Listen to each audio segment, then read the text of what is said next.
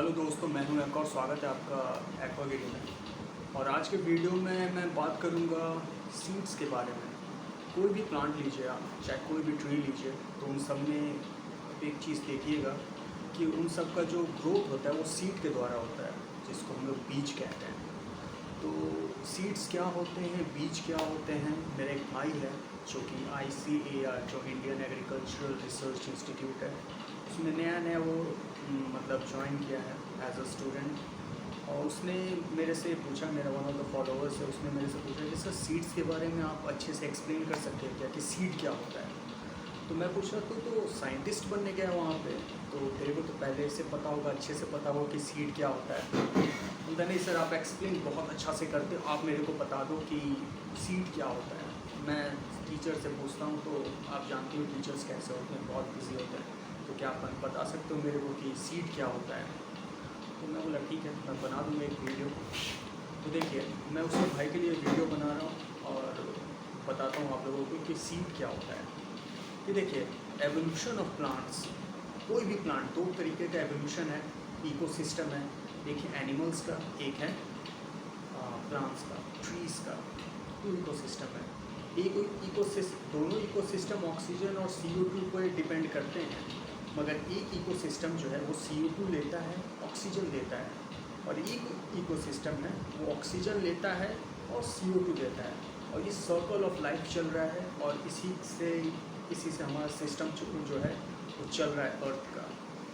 और ये जो इकोसिस्टम है, इसी को हम, ये जो हमारा प्लानिटरी सिस्टम, वो लिविंग सिस्टम है, वो हमारे अर्थ पे लिविंग ऑर्गेनिज्म जी रहे हैं और चल रहा है ये प्लानट ऐसे।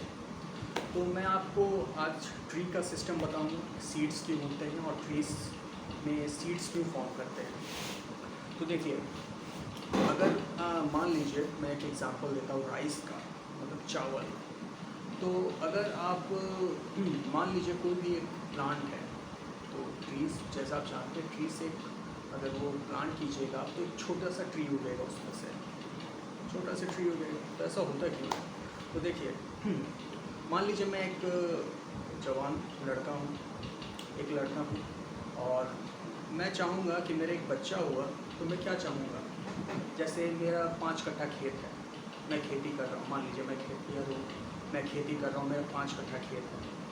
और 5 कट्ठा खेत होने के साथ साथ और मैं इधर उधर गाय बैल भी रखा हूँ और अपना आराम से खेती कर रहा हूँ, कमा खा रहा हूँ और अच्छे से जी रहा हूँ। तो मैं चाहूँगा कि मेरा बच्चा वही 5 कट्ठा खेत और वो गाय बैल लेके रह जाए। मैं चाहूँगा उसके और 10-20 बैल होते, 10-20 गाय होते, 20 बीघा ज़मीन होता। चाहूँगा ना कि वो ग्रो करे, चाहूँगा कि नहीं कि ग्रो करे। तो वैसे ही देखिए, प्लांट्स या ट्रीज़, हर चीज़ में इवोल्यूशन होता है। एवोल्यूशन मतलब क्या होता है कि उनका जो जेनेटिक ट्रेट है वो एक तरीके से इन्वायरमेंट के साथ इवॉल्व करते जाता है। अब मान लीजिए आज से 10,000 साल पहले आप जाइएगा, तो जो राइस के खेत थे, जो राइस था वो ग्रासलैंड में हुआ करता था, स्वैम्पी एरिया में, और ज़्यादातर ट्रॉपिकल एरिया में। ट्रॉपिकल एरिया, स्वैम्पी एरिया क्या होता है? अब देखिए, जहाँ पे जैसे ये जो गंगा घाट्स हैं, वो उत्तराखंड से लेके इधर बंगाल तक, गंगा घाट से इधर आसाम का जो घाट है, जो भी नदी वाला एरिया है, जहाँ पे ट्रॉपिकल, जहाँ बारिश बहुत ज़्यादा होती है, जहाँ नदी है, उनके जो किनारे देखिएगा ना, उनके जो घाट्स हैं, वहाँ पे देखिएगा बहुत सारे ग्रासलैंड्स होते हैं। जैसे सवाना है अफ्रीका में, वैसे ग्रासलैंड्स होते हैं। और ग्रासलैंड की एक खासियत है कि ग्रासलैंड जो होते हैं, उनका जो सरफेस है, उनका जो ज़मीन का थोड़ा सा अपर सरफेस है, जो ज़मीन वाला सरफेस है, बहुत ज़्यादा उपजाऊ होता है, बहुत ज़्यादा न्यूट्रिशस होता है। और न्यूट्रिशस होने का कारण है, देखिए, पहले तो कोई भी प्लांट, कोई भी ट्री सबसे ज़्यादा गामा रेडिएशन लेता है, सन का डायरेक्ट सनलाइट झेलता है। और डायरेक्ट सनलाइट झेलने के कारण उसमें उसके जो लीव्स होते हैं वो डायरेक्ट सनलाइट झेलते हैं और फोटोसिंथेसिस प्रोसेस करते हैं। तो उससे प्रोटेक्शन के लिए उन लोगों ने क्या बोलते हैं, एक कलर डेवलप किया, केमिकल रिएक्शन के थ्रू एक कलर डेवलप किया जिसको ग्रीन कलर कहते हैं। अभी जो ग्रीन कलर है ये क्यों है? देखिए, कोई भी लाइट का जो सबसे, क्या बोलता हूँ, सबसे डेडलीस्ट रेडिएशन है, वो गामा रेडिएशन कहते हैं। गामा रेडिएशन झेलना हर किसी के बस की बात नहीं होती। और गामा रेडिएशन क्या बोलते हैं लिविंग ऑर्गेनिजम्स के लिए नहीं बना। आप यूवी ले सकते हैं, बाकी रेडिएशन ले सकते हैं, मगर गामा रेडिएशन नहीं ले सकते। ये क्यों नहीं ले सकते, ये किसी नेक्स्ट वीडियो में मैं आप लोगों के लिए बना दूँगा। मगर इतना जान लीजिए कि गामा रेडिएशन जो होता है वो बहुत ही ज़्यादा हानिकारक होता है। और गामा रेडिएशन को रिफ्लेक्ट करने के लिए प्लांट्स जो हैं वो ग्रीन कलर के होते हैं और उनमें क्या बोलते हैं केमिकल रिएक्शन के द्वारा वो ग्रीन कलर खुद में डेवलप करते हैं ताकि वो ग्रीन कलर को रिफ्लेक्ट करते हैं। अब ग्रीन कलर को रिफ्लेक्ट करने से क्या होगा, देखिए सबसे पहले तो वो कलर वाला छोड़ दीजिए, मैं कलर वो बाद में बताता हूँ। मगर देखिए कोई भी चीज़ अगर मान लीजिए मैं ब्लैक कलर का हूँ तो आपने देखा होगा ब्लैक कलर सबसे ज़्यादा हीट एब्सॉर्ब करता है, सबसे ज़्यादा हीट ब्लैक कलर एब्सॉर्ब करता है। रेड क्या होता है, रेड करेगा तो रेड रिफ्लेक्ट हो जाएगा, ग्रीन करेगा तो ग्रीन रिफ्लेक्ट हो जाएगा। और जो क्या बोलते हैं जो ग्रीन का जो वेवलेंथ है ना और जो फ्रीक्वेंसी है वो ऐसा है कि वो किसी के अंदर भी घुस जाता है। मतलब बहुत ही लो फ्रीक्वेंसी बहुत ही हाई फ्रीक्वेंसी का होता है वो वेव्स। और वो वेव्स जो हाई फ्रीक्वेंसी के होते हैं और वो जब किसी के ऊपर डायरेक्ट इम्पैक्ट होता है ना, मान लीजिए सन में आप चाहिए तो आप देखिएगा बर्न आउट होने लगेंगे, आपका स्किन टैन हो जाएगा। तो वो ज़्यादातर ये नहीं है कि आप यूवी लाइट्स के थ्रू होते हैं, वो ज़्यादातर रेडिएशन जो होता है वो सन का जो गामा रेडिएशन होता है तो उस कारण से होता है। तो इससे प्रोटेक्शन के लिए क्या बोलते हैं ट्रीज़ ने अपना एक कलर डेवलप किया जिसको कहते हैं हम लोग ग्रीन कलर, ठीक है। अब ग्रीन कलर तो डेवलप कर लिया, अब क्या बोलते हैं अब ग्रीन कलर डेवलप किया। अब मान लीजिए कोई भी एक प्लांट है, कोई भी एक ट्री है, वो कैसे अपना फूड जनरेशन करता है। फूड जनरेशन का पूरा अगर प्रोसेस देखना है तो आप रोज़ ट्री वाला वीडियो जाके देख सकते हैं। मैं उसमें आपको कैसे वो नीचे से पानी लेके रूट से कैसे अपने लीव्स में फोटोसिंथेसिस प्रोसेस करके कैसे फूड का जनरेशन करता है वो आप रोज़ ट्री वाला वीडियो जाके देख सकते हैं। और कलर कोडिंग के बारे में कि कलर क्यों होता है, उस कुछ लीव्स का हरा, कुछ लीव्स का बैगनी, कुछ लीव्स का रेड, ऐसा क्यों कलर होता है वो मैं एक नेक्स्ट वीडियो में बता दूँगा। तो इतना जान लीजिए कि जो ज़्यादातर जो लीव्स होते हैं ना वो सबसे प्रोटीनस पार्ट होता है, मतलब कार्बोहाइड्रेट्स उसमें बहुत ज़्यादा होता है। और वो जब नीचे फॉल आउट करते हैं तो वो जो लैंड होता है वो बहुत ज़्यादा न्यूट्रिशियस हो जाता है। और न्यूट्रिशियस होने के कारण अब जानते हैं कि ग्रासलैंड्स कैसे होते हैं। ग्रासलैंड्स जो होते हैं वो बहुत ही ज़्यादा स्वैम्पी होते हैं, उसमें कोई जानवर नहीं जा सकता, कोई गाय नहीं जा सकती, कोई बकरी नहीं जा सकता। और जब कोई जा नहीं सकता उसमें तो इस कारण से वहाँ कोई उन ग्रासेस को खाने वाला भी नहीं होता। तो इस कारण से वहाँ जो भी ग्रास होते हैं ना वो आराम से रह सकते हैं और उनके कोई नेचुरल एनिमी नहीं हो सकते होते हैं इंसेक्ट को छोड़ के, ठीक है। तो इस कारण से क्या बोलते हैं ग्रासलैंड्स में जब आप जाइएगा जो स्वैम्पी एरिया में वहाँ के घास बहुत ऊँचे होते हैं। तो जो राइस है, जो हमारा चावल है, वो भी उसी फैमिली से बिलोंग करता है, वो स्वैम्पी एरिया से, वो ग्रासलैंड से। तो जब राइस का एवोल्यूशन हो रहा था, मान लीजिए अब मैं आज से 10,000 साल पहले उस टाइम को या 20,000 साल पहले जब खेती शुरुआत होने वाली थी, मैं गया राइस का एक स्वैम्पी एरिया में गया, एक ग्रासलैंड में देखा, मैंने देखा राइस का खेती है ढेर सारा, नेचुरल खेती लगा हुआ है और ट्रॉपिकल इन्वायरमेंट है, एकदम ठंडा सा मौसम है। और मैं गया ऐसे ही देख रहा हूँ कि वहाँ पे राइस का खेती लगा हुआ है नेचुरली। अब ऐसे तो राइस का खेती वो क्या बोलते हैं, ऐसे देखिएगा तो वो एकदम छोटा सा सीड होता है, अब नेचुरली आपको पता ही नहीं चलेगा। मगर मैं ऐसे ढूंढने गया, एक उखाड़ के देखा, ऐसे उठा के देखा,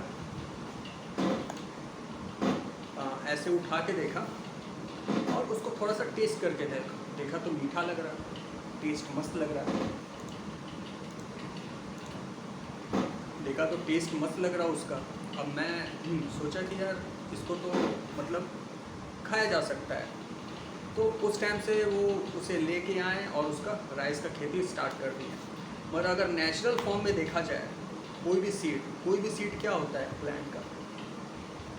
प्लांट का कोई भी सीड क्या होता है, प्लांट का कोई भी सीड उसका बेबी होता है, प्लांट का कोई भी सीड उसका बेबी होता है। मान लीजिए कि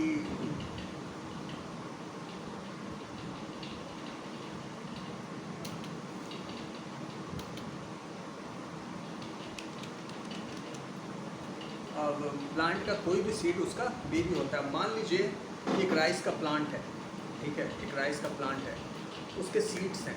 तो अभी मैंने आपको क्या बताया, राइस कहाँ पे होता है, वो स्वैम्पी एरिया में होता है। अब स्वैम्पी एरिया में ऐसा नहीं है ना कि हमेशा वो स्वैम्पी रहता है, कभी कभी पानी ऊपर भी आता है और वो पानी जो है क्या बोलते हैं ग्रासलैंड्स में भर जाता है और थोड़ा सा वो और ज़्यादा स्वैम्पी हो जाता है। तो अब मान लीजिए एक राइस का क्या बोलता हूँ एक सीड है जिसको हम लोग धान कहते हैं, वो ज़मीन में गिरा, ठीक है। अब मैं अगर मान लीजिए मेरा 5 कट्ठा खेत है, तो जैसे मैं बताया कि मैं किसान फैमिली से हूँ, मान लीजिए मेरे पास 5 बीघा खेत है, 4 बीघा खेत है, तो मैं चाहूँगा कि मेरा जो बाल बच्चा है वो 4 बीघा भी हो जाए। मैं चाहूँगा कि वो और कहीं दूर जाए, अच्छे से ग्रो करे, अच्छे से इवॉल्व करे, ठीक है।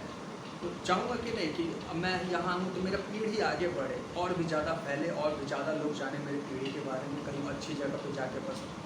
तो वैसे उनका नेचुरल, अब वो ट्रीज़ तो स्टेशनरी होते हैं, वो इधर उधर जा नहीं सकते। तो उन्होंने क्या किया, अब मान लीजिए उनका सीड नीचे गिरा, बारिश का टाइम है, देखिएगा हमेशा बारिश के टाइम पे उसके सीड्स होते हैं धान के, वो ऐसे कुछ महीने के लिए होंगे और ऐसे गिर जाएंगे। मान लीजिए वो ग्रोथ हुआ, वैसे पानी भी गिर गया और उसके धान के जो सीड्स है वो पानी में बहते हुए गंगा के थ्रू, चाहे किसी कैनाल के थ्रू, चाहे ऐसी बारिश के पानी के थ्रू इधर उधर फैल गए।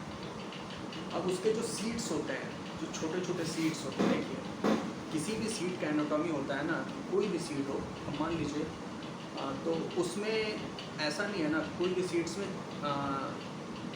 वो तो सीड्स होते हैं कि सीड गिरता है वो एक नया प्लांट निकलता है, मगर कोई भी सीड में उसका जेनेटिकल कोडिंग, मतलब जितना भी ट्रीज़ का ट्रेट्स है, जेनेटिकल कोडिंग है, वो कैसे ग्रो करेंगे, क्या ग्रो करेंगे, क्या ग्रो करेंगे, कैसे करेंगे, उसका सारा जेनेटिकल कोडिंग उस सीड में रहता है। अब वो सीड है, अब ऐसा नहीं है कि अब वो सीड क्या बोलता हूँ कि वो स्वैम्पी एरिया में ही होगा, ठीक है। वहाँ पे तो न्यूट्रिशन है, वहाँ गिरेगा, वहाँ उगेगा, वहाँ पे तो न्यूट्रिशन है, वहाँ पे वो उग जाएगा। अब मान लीजिए वो सीड बहते हुए ऐसी जगह पे चल गया जहाँ पे न्यूट्रिशन नहीं है, मान लीजिए ऐसे लैंड पे गया जहाँ पे उतना न्यूट्रिशन नहीं, उतना पानी नहीं है, तो क्या करेगा, पहले तो उसके लिए उन लोगों ने एवोल्यूशन किया, और एवोल्यूशन करके एक अपने ऊपर कोटिंग बनाया प्रोटीन का। कोई भी देखिएगा सीड में प्रोटीन और मिनरल्स बहुत ज़्यादा होते हैं, और इस प्रोटीन और मिनरल्स ज़्यादा होने का कारण ये है कि वो जो स्वैम्पी एरिया जो बहुत ज़्यादा न्यूट्रिशियस है, उसमें से जब रूट्स अपना खाना लेते हैं, जो मिनरल्स लेते हैं, जैसे क्या बोलते हैं सल्फर लिया, पोटेशियम लिया, सॉल्ट लिया, बाकी मिनरल्स लिए जैसे आयरन लिया, थोड़ा बहुत क्या बोलता हूँ वो बाकी मिनरल्स है जैसे सिलिका वगैरह, वो सब लिया, और वो सब लेके जब वो अंदर वो सीड फॉर्म करते हैं तो उसमें जेनेटिकल कोडिंग तो रहता है कि वो ऐसे ऐसे ऐसे ऐसे करके ग्रो करेंगे, मगर जेनेटिकल कोडिंग के साथ साथ उनमें एक न्यूट्रिशनल पार्ट भी होता है कि अगर ये कहीं भी ऐसी जगह पे जाएं जहाँ पे उनको न्यूट्रिशन ना मिल रहा हो ग्रो करने के लिए, वहाँ पे अगर ये जाएं तो इतने दिन के लिए सर्वाइव कर सकें, ताकि जब उनको वो न्यूट्रिशनल स्टेट मिले, जैसे मान लीजिए उनका जेनेटिकल कोडिंग किया हुआ है, नेचुरली उनका ऐसा एवोल्यूशन होकर रखा है कि वो जब बारिश होगी, जब उस पर पानी गिरेगा तब वो ग्रो करेंगे,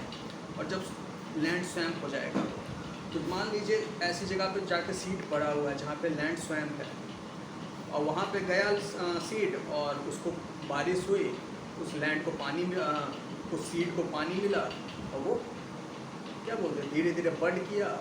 और कोई भी सीड देखिएगा जब वो ट्री से चाहे किसी भी प्लांट से फ्रूट के नीचे गिरता है ना, तो उसका जो जैसे मैंने बताया किसी भी सीड में पहले तो ऊपर का जो कोटिंग वो न्यूट्रिशनल पार्ट होता है, और अंदर का जो सीड होता है उसमें उसका जेनेटिकल कोडिंग और कैसे वो बाकी सारे कोडिंग्स होते हैं, जीन कोडिंग जो कहते हैं वो होता है।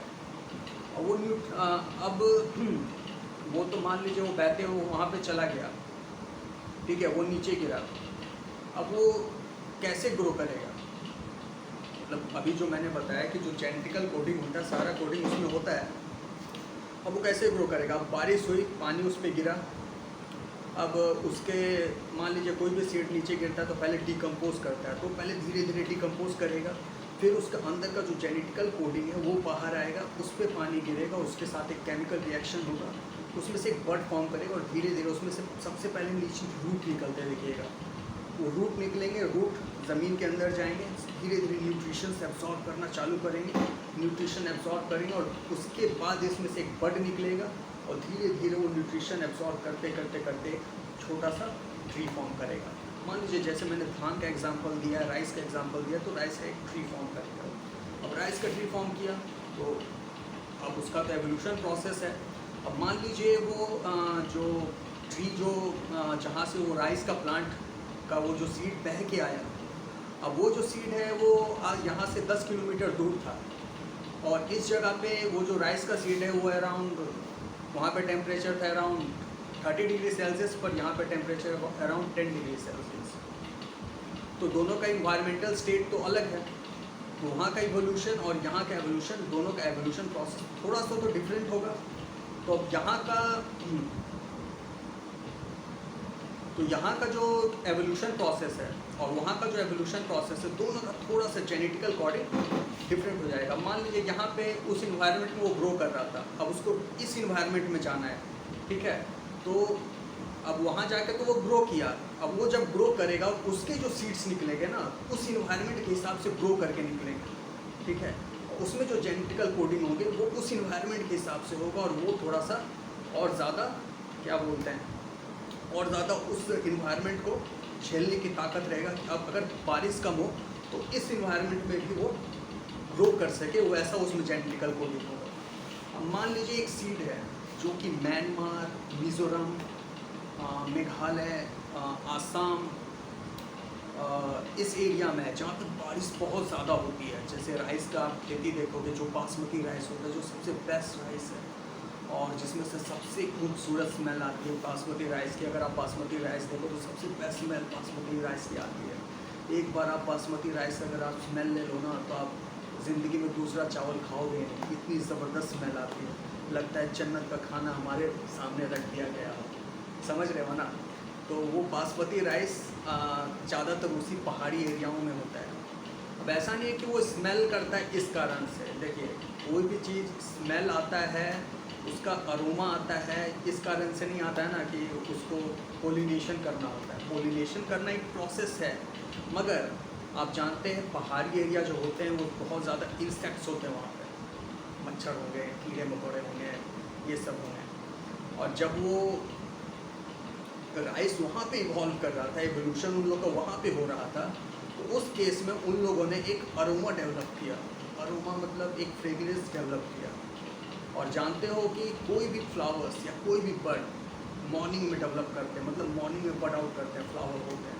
ऐसा नहीं है राइस का फ्लावर नहीं होता, वो भी एक तरीके का फ्लावर ही है जो कि फॉर्म करता है धान के रूप में, ठीक है। तो मॉर्निंग में बर्ड करते हैं, तो उसका जो अरोमा है वो वहाँ के जो धुंध है उसके साथ मिक्स हो जाता है और जो ठंडा सा इन्वायरमेंट है उसमें एक अलग सी महक, भीगी सी खुशबू दे देता है बासमती राइस की। और उस खुशबू के कारण सबसे पहले तो अच्छी स्मेल है, अच्छा सा स्मेल है, और अच्छा सा स्मेल आने के कारण अब क्या बोलते हैं जो इंसान है वो तो अट्रैक्ट होंगे ही, मगर जो बग्स हैं वो भी अट्रैक्ट होंगे पोलिनेशन करने के लिए, पोलिनेट करेंगे उसको। अच्छे बग्स, ख़राब बग्स भी आएंगे। ख़राब बग्स इसलिए आएंगे क्योंकि उनको उन कीड़ों को खाना होता है, और उन कीड़ों को खाना होता है वो लोग का नेचुरल प्रोसेस ऐसा है कि उसमें अगर गिरेंगे तो और ज़्यादा लैंड स्वैम्पी होगा। वो वहाँ का एवोल्यूशन के बारे में बता रहा हूँ, पहाड़ियों पे जो चावल होते थे उसका और ज़्यादा स्वैम्पी होगा। इस कारण से वो लोगों में अरोमा होता है कि वो लोग इंसेक्ट्स को अट्रैक्ट कर सकें, ठीक है। इंसेक्ट हुए, छोटे छोटे जानवर हुए, वो अट्रैक्ट कर सकें। और ऐसा नहीं है, वो जो अरोमा निकलता है ना, जो फ्रेग्रेंस निकलता है बासमती राइस में से, वो जब इन्वायरमेंट में मिक्स होता है, जो मिस्ट के साथ मिक्स होता है, तो मिस्ट जो है थोड़ा और क्या बोलता हूँ और भारी हो जाता है, और वो जैसे धान की खेती है उसके ऊपर ऐसे लहराने लगता है, और उस कारण से वो जो धान है वो और ज़्यादा मॉइस्ट हो जाता है, और उनमें जो न्यूट्रिशनल प्रोसेस होता है जिसको ऑस्मोसिस कहते हैं, वो जो धान है वो हमेशा थोड़ा सा मॉइस्ट ज़्यादा रहेगा, और उसमें से क्या बोलता हूँ, ऐसे तो न्यूट्रिशन नीचे से ले ही रहा है, मगर वो जो ऑस्मोसिस होने के कारण, वो कूल होने के कारण, वो क्या बोलता हूँ, ज़्यादातर जो क्या बोलता हूँ, जो फोटोसिंथेसिस प्रोसेस होता है, जो भी उसका प्रोसेस होता है। अब मान लीजिए कोई चीज़ नीचे गर्म है, ठीक है, नीचे गर्म है और ये ऊपर से ठंडा है, तो क्या होगा, रिवर्स ऑस्मोसिस होगा, अब मान लीजिए ऊपर से नीचे पानी जाएगा ट्री में, पॉसिबल है, ऊपर से नीचे पानी नहीं ले जा सकता है, मगर तो ऐसा क्यों होता है कि वो क्या बोलते हैं मिस्ट को मतलब ऐसे एब्जॉर्ब करता है?